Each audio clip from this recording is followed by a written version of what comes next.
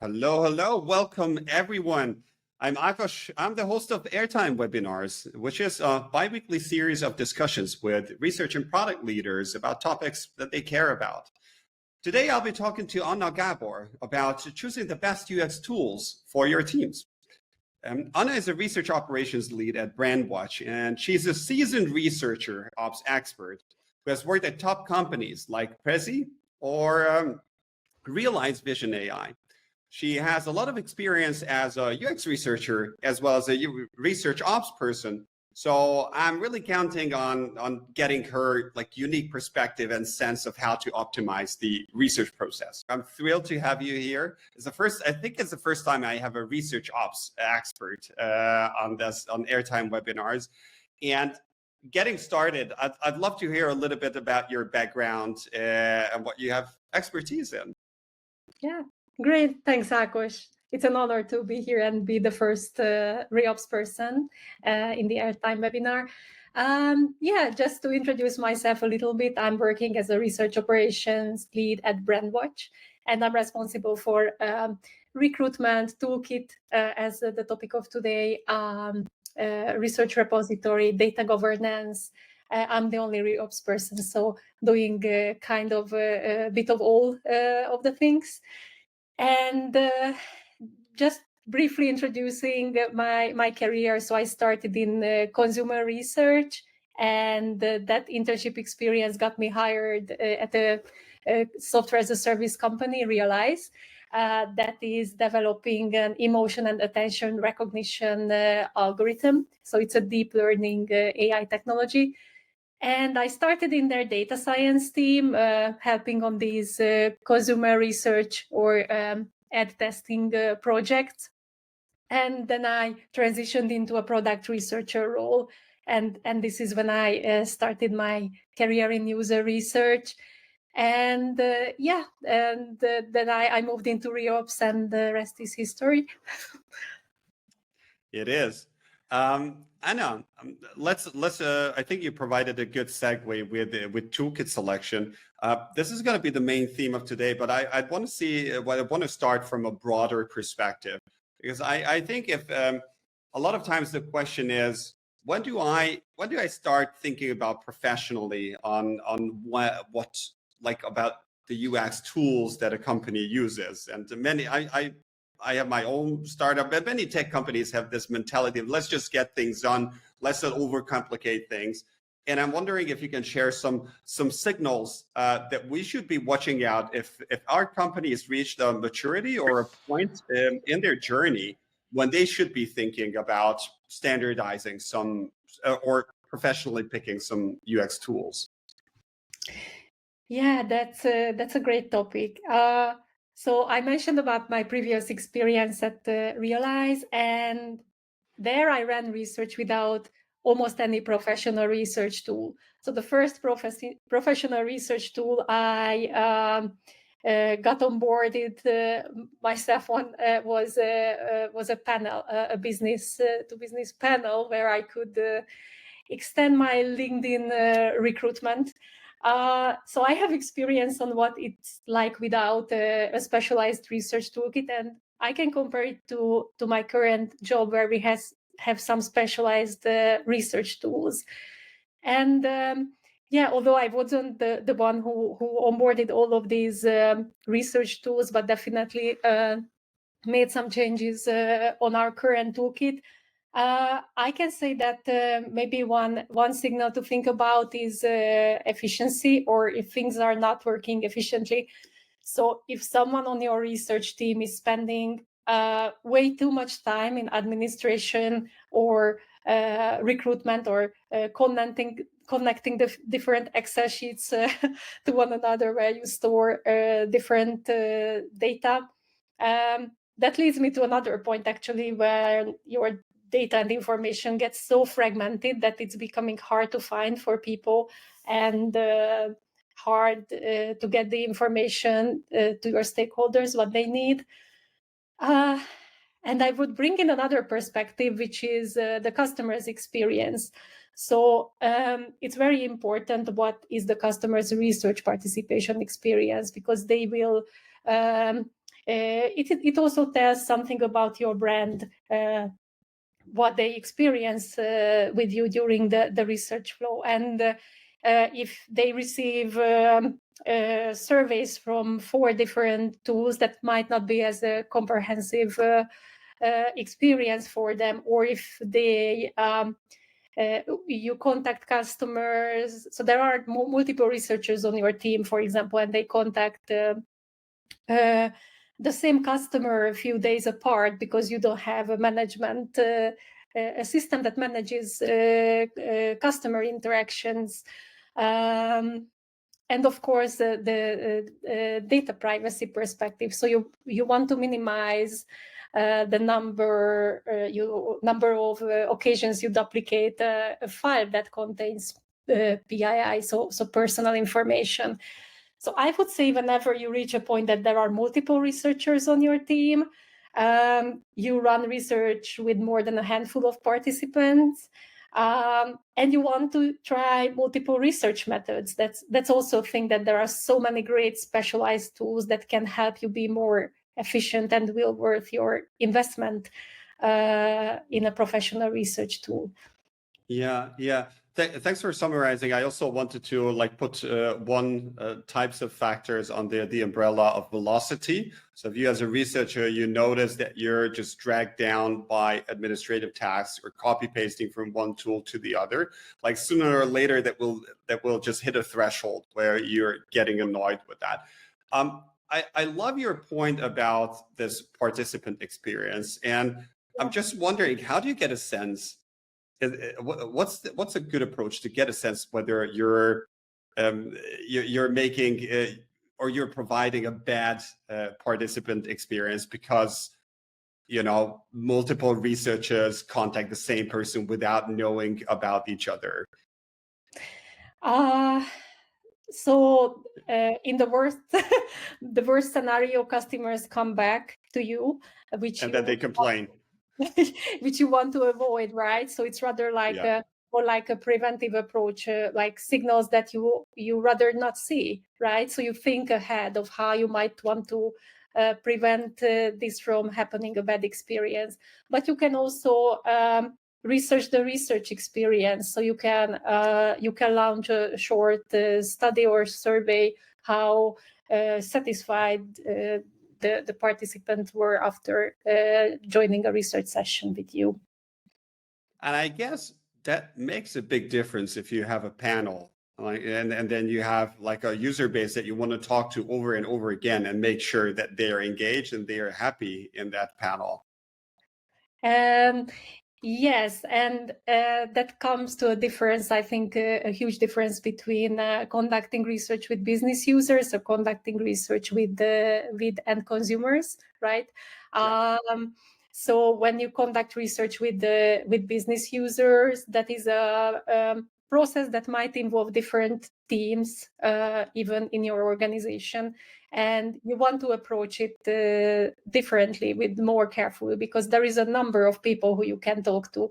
If you have let's say bigger contracts, you work with business users and you have bigger contracts, you will have a lower number of users most likely, and you don't want to exploit them. You and also from the perspective of their experience, and also from the perspective of the insights quality, that you want to make sure that you get your insights from different people, and not always the same 3 people, especially if you are in that level of maturity already, that you have a wide range of customer base.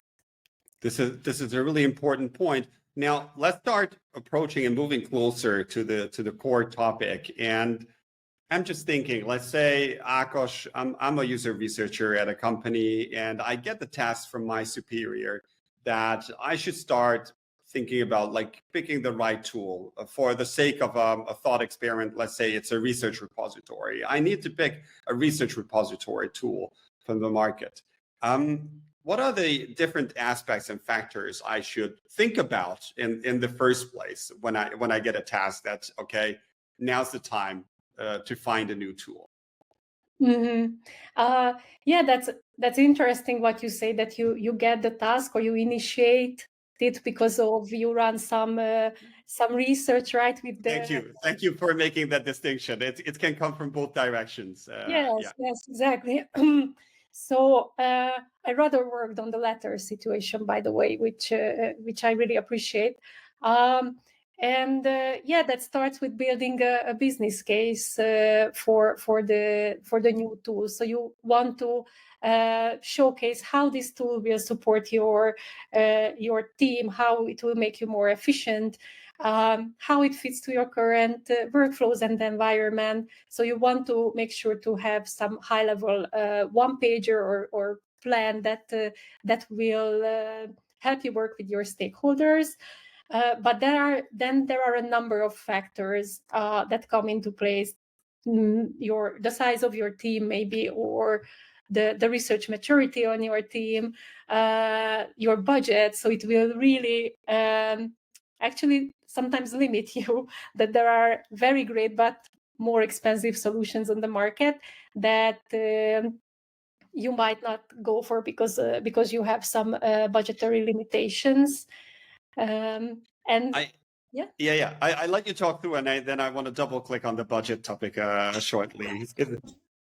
And there are obviously other factors we already spoke about. I wouldn't detail it again about like business users and consumers, because there are, for example, different participant panels, and depending on whom you work with, and if you want to work with external participants outside of our customer base, there will be specialized panels for business users and end users. Sometimes there is the same provider who provides both, but I have more experience on the business user side.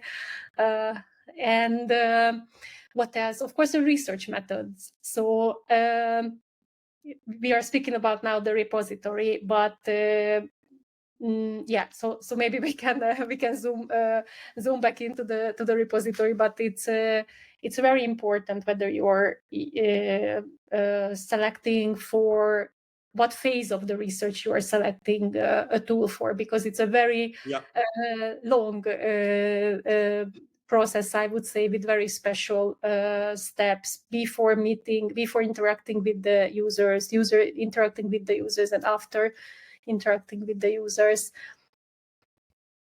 Absolutely. On the budget topic, because we could dig into so many things here. And maybe before we jump into the budget topic, you named a number of things like the team size, UX maturity. Based on your experience on the market, what is like the decisive factor which defines like whether you can pick like a tool A is suitable for you or tool B? And I'm going to give you an example because I just realized I didn't formulate this question properly. Let's say you're a very small tech team. You can use Jira from Atlassian. It's fine. Like a team of one person could use that, but also a large tech organization could use it. So that's sort of like a tool, an example, which is equally good for a small team or a bigger team. And what I'm looking for is, from all these factors and aspects, are there any that will like clearly differentiate whether you can use a product or not? And we can stick to the repository example. Mm-hmm. Yeah, that's an interesting topic. So I also need to say that there is not the decision that either you go for a tool or you don't go for a tool. There are different tiers of plans you can contract. Okay. You can sign up to a starter plan on the same tool, where you can get an enterprise plan for a different price.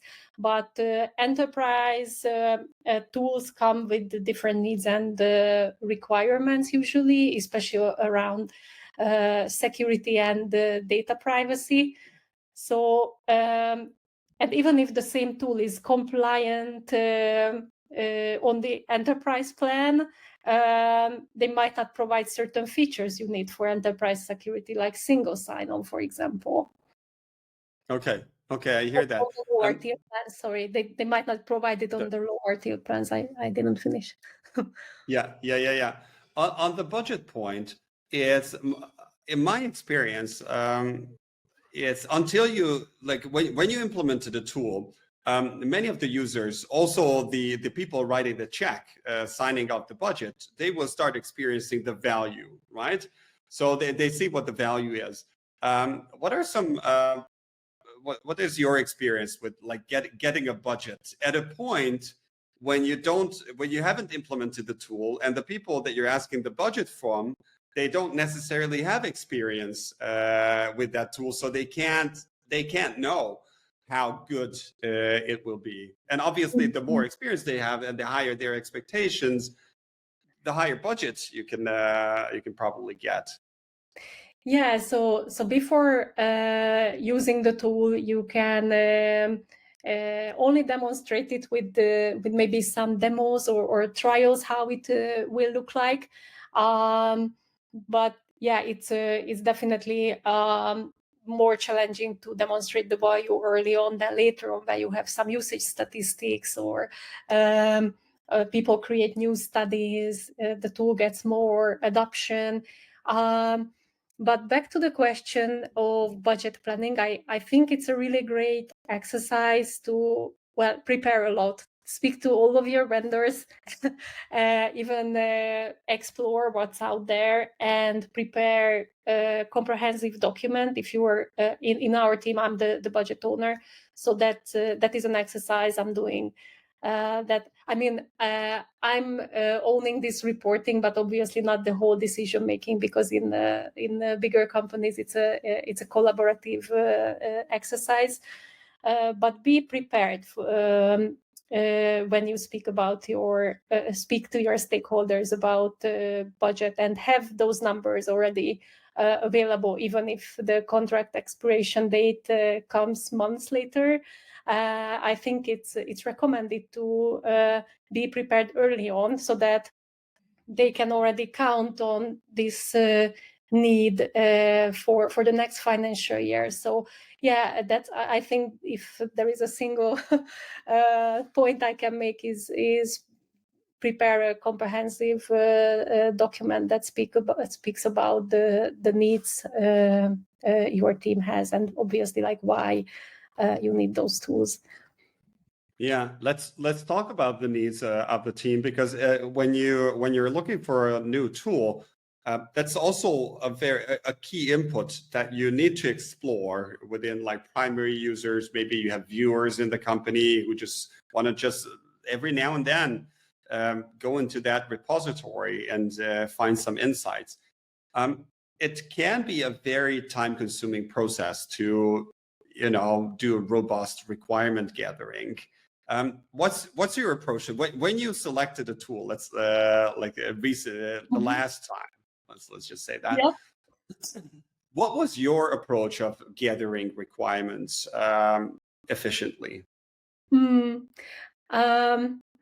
So I would differentiate again. Sorry to take a step back again, but between continuously gathering requirements from your team and gathering requirements for renewal or for a new contract.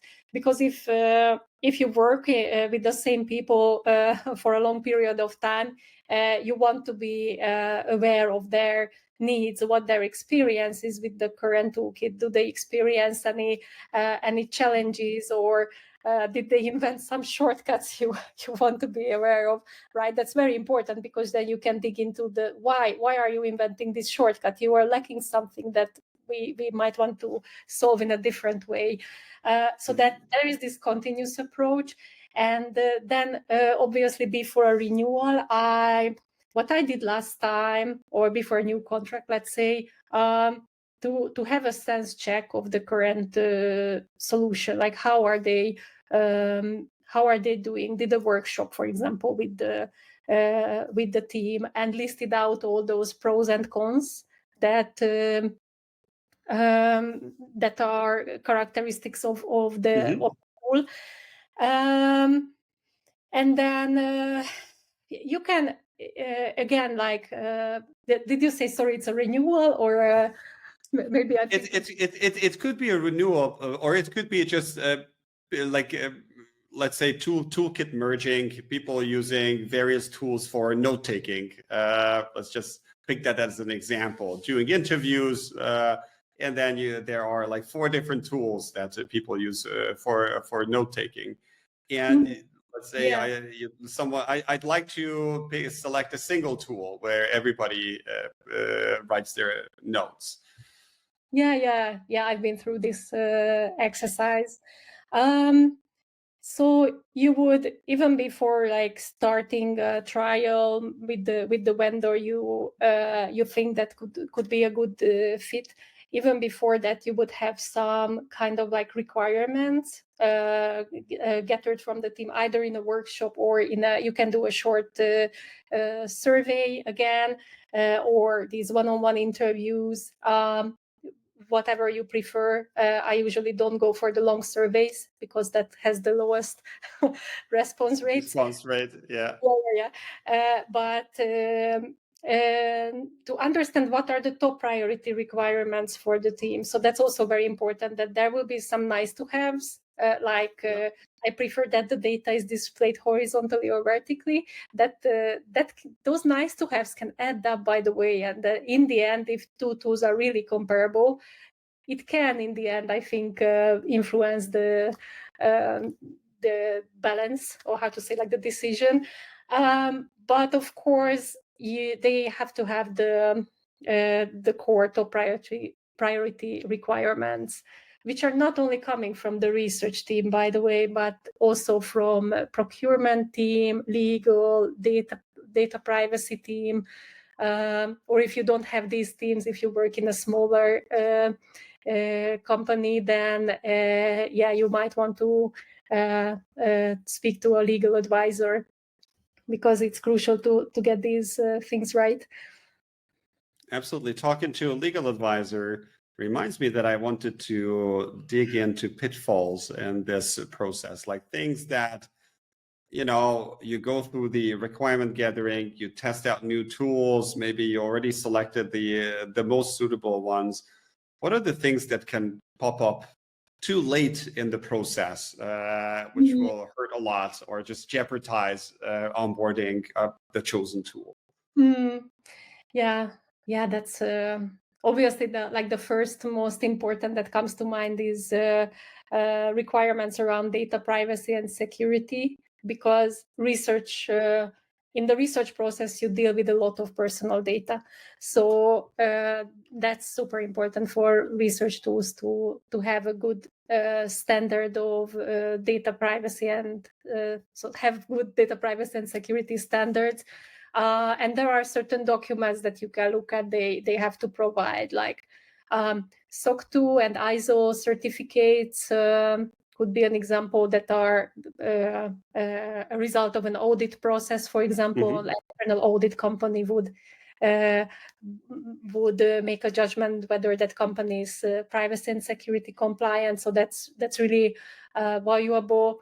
And they should have a privacy policy publicly available that details like how they handle personal data, how they store, why they store, how long they store, and all these details need to be carefully considered when you start working with a vendor and decide to upload data of your customers, because you're also responsible for the data of your customers.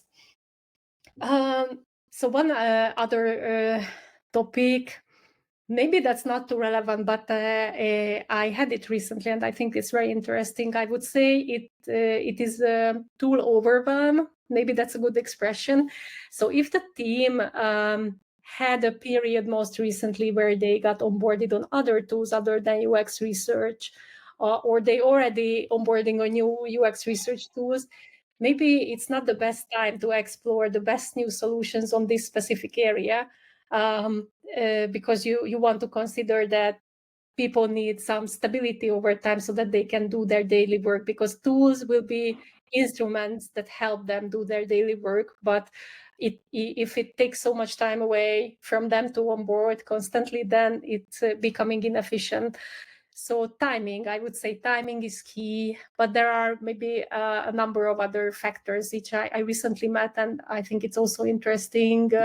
You might want to check about what support is available on your plan, the contact hours, for example, with the customer success manager, because when you say digital customer success program, it is not necessarily a contact hour with the real person. It happening in a digital environment. So you might want to check how many contact hours with a person from the company is included. And maybe last thing, of course, ask so many questions of the features and how they work before getting to the point of signing a contract, because it's better to be a bit, how would I phrase, like annoying beforehand than surprised afterwards. And the trial is also very good exercise to do to uncover anything that you can't see without actually trying the tool. Like, what is the experience for researchers on the certain tool, and assess and evaluate together. I would say you would have a table ideally of the requirements that you already gathered from the future users, and then the researchers would, some selected researchers may help you evaluate these requirements. And I think how to say. Wow, it seems like a minefield to me, like all the pitfalls from right and left. And to just double down on your point about tool onboardings, I've seen people burnt out from SAP or ERP system implementation, and so I definitely have that experience that it can be overwhelming. And then if multiple of these tools get changed at the same time, you're just going to have a pushback, not necessarily because the tool is not a good fit, but people don't have the mental bandwidth to come along. And I love your point about just thinking more broadly than your power users. Now, as a research ops person, your power users are the UX researchers around you.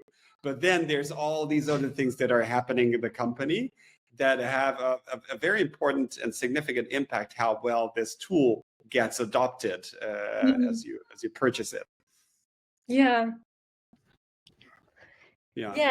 Adoption. Sorry, go ahead. Just about the adoption is that it's a whole different. Yeah. That's actually the last thing I wanted to ask from you. Besides 1,000 others, but we don't have time for that. So I'm going to make a little jump here. We looked at what did we look at? We looked at how you gather requirements, some of the pitfalls. What are some aspects that you look as you're selecting your ideal tool, and then you have the tool, you purchased it, and I've seen it over and over again where teams spend a lot of time picking a research repository, another tool, and then struggle with decent adoption within the organization, and people don't create a user or irregularly use that tool, even though it has a lot of value to offer. What's your recommendation of how to foster like high adoption for a new tool?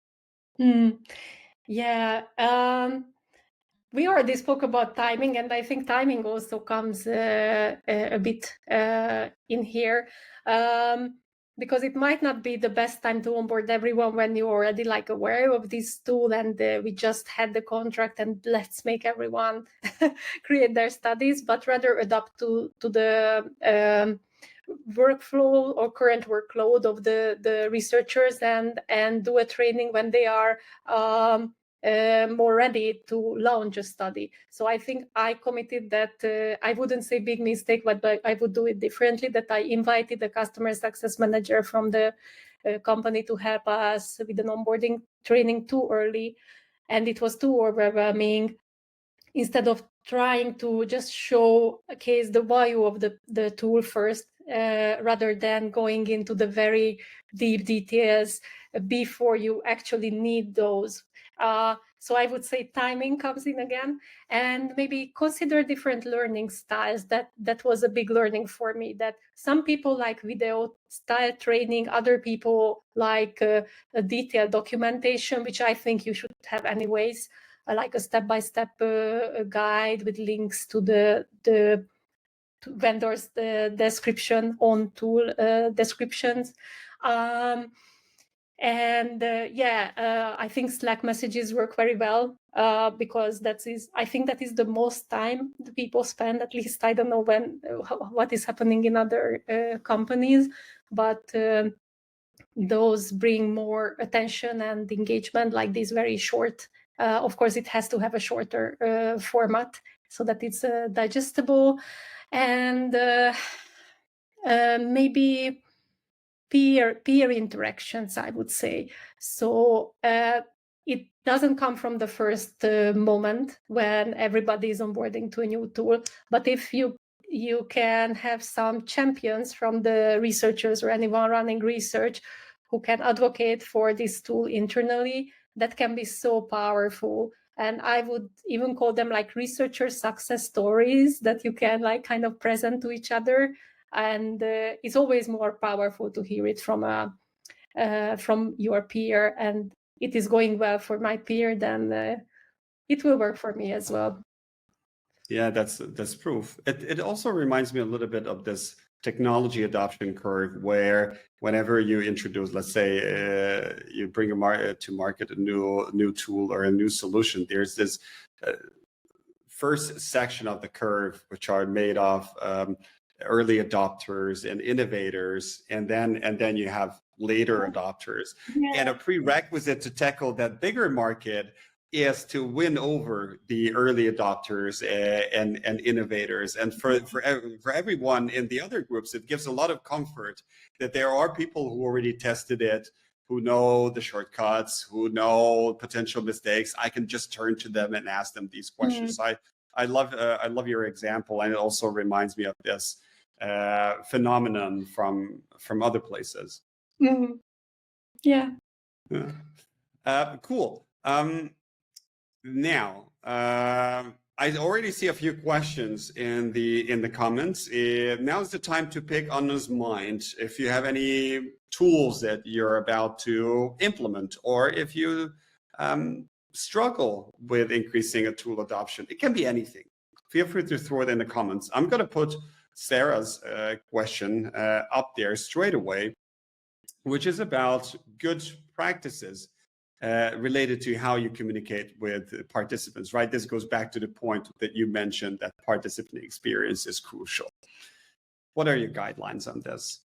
I don't know which environment or what kind of environment you work in, Sarah, but in an environment where I work in a big company, there are different teams as well who get in touch with the same customers about a marketing email, or a customer success manager reaches out to them, and we from the research team reach out to them.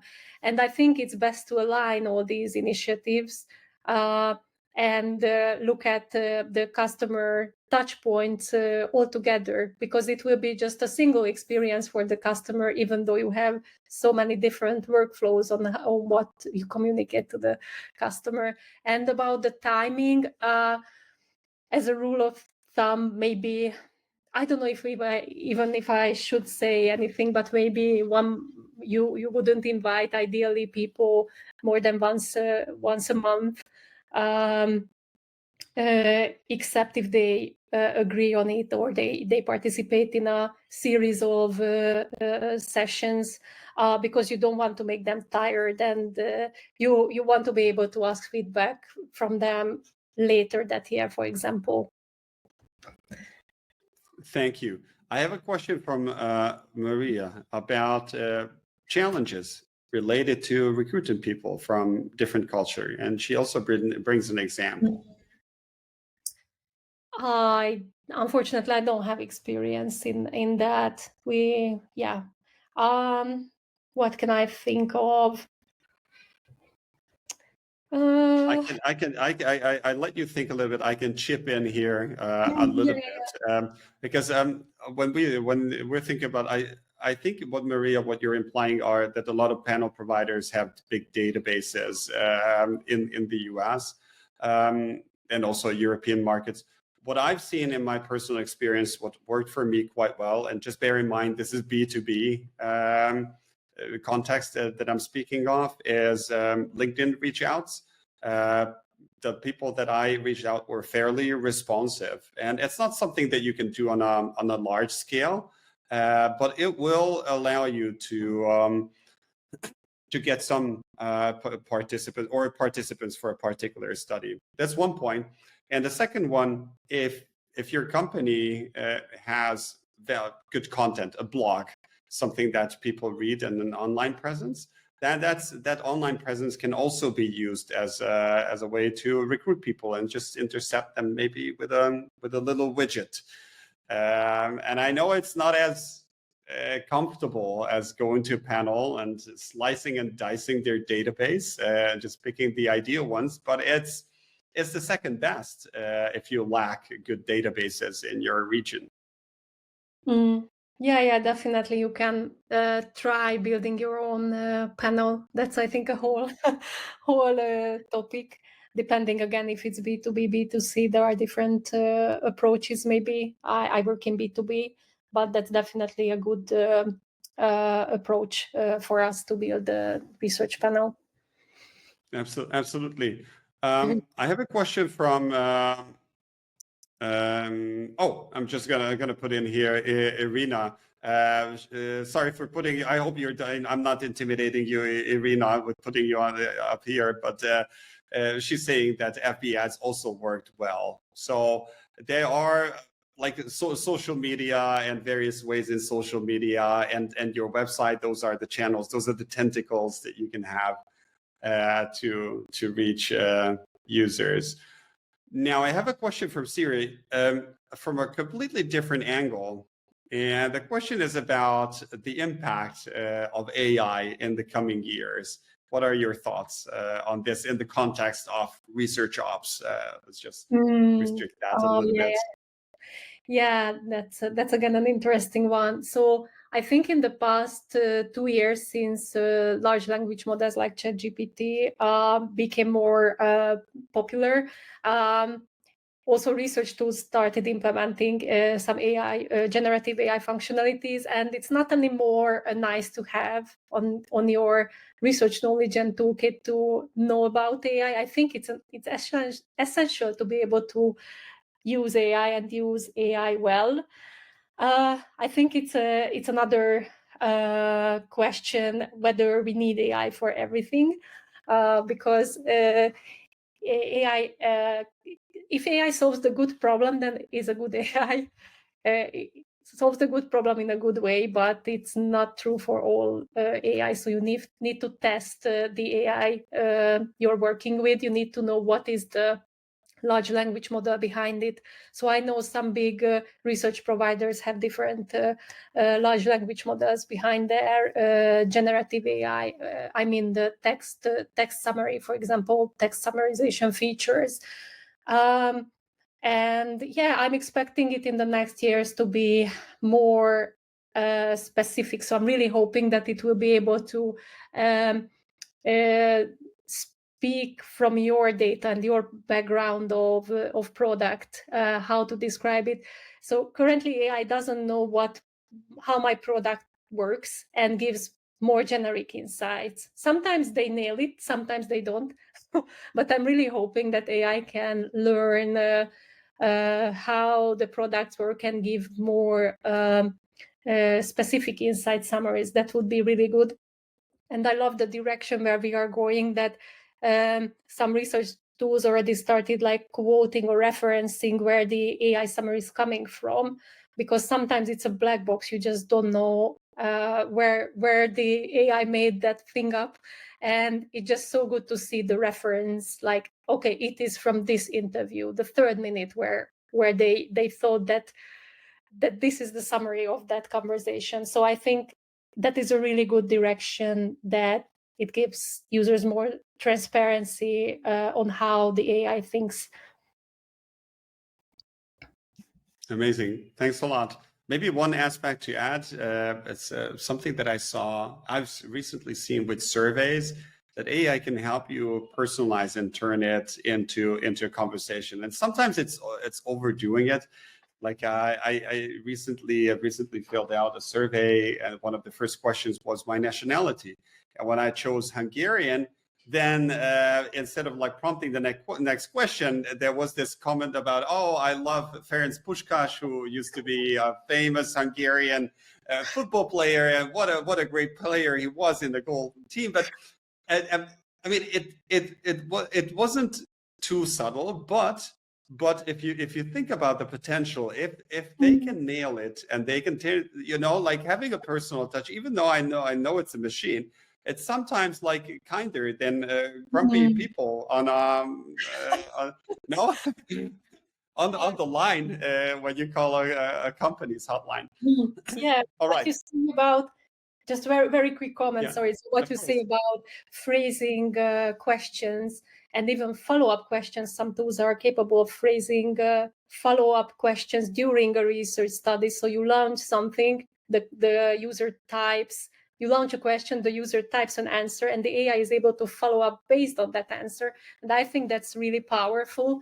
And how I use, for example, ChatGPT is also really helpful to think about survey questions or interview questions, and try to rephrase and give a couple of versions. And it gives you some options maybe you haven't thought about. So I think those uses of AI in research can also grow further.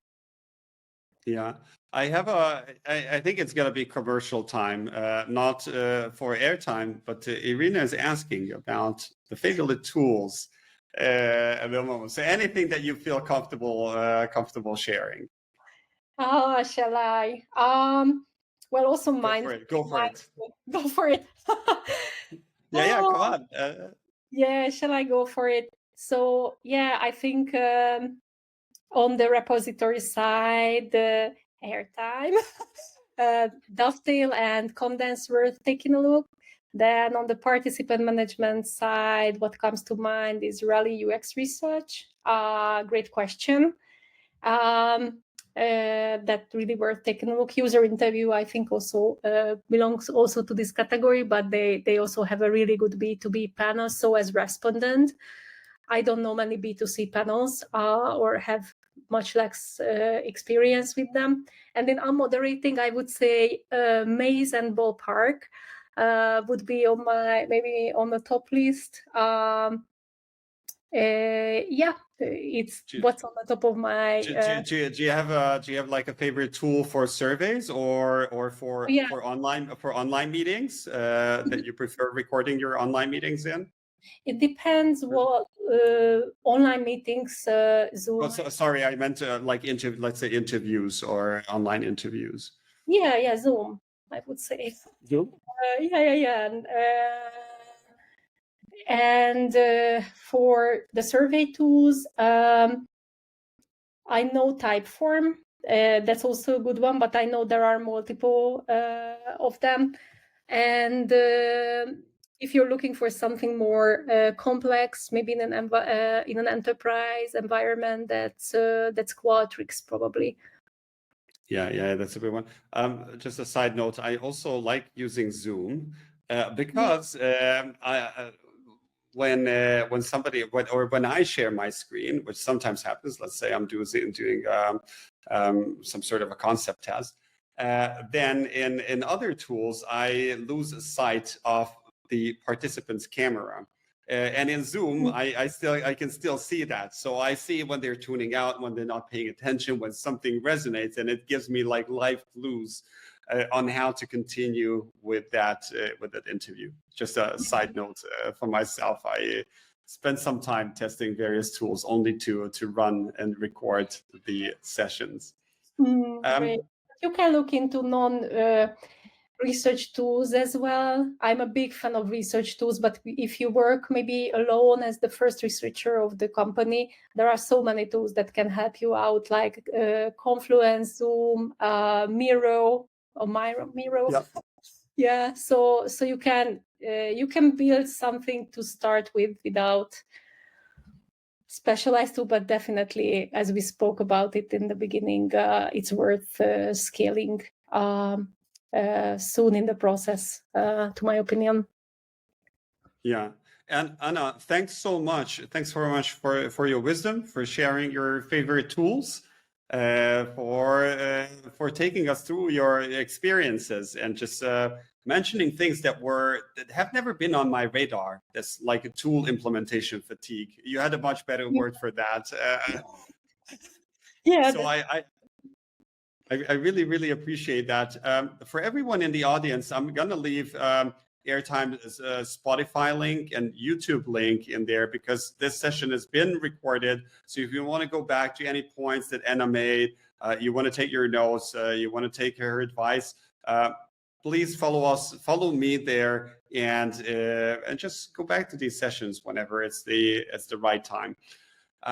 Special thanks goes also to the audience for the activity, for the questions, for being with us. I know tomorrow is Thanksgiving, so I expect a number of North American tuning in to be in holiday mode. So I appreciate that. Thanks for everyone. Take care. Have a nice evening or rest of the day. Ciao, ciao. Bye-bye.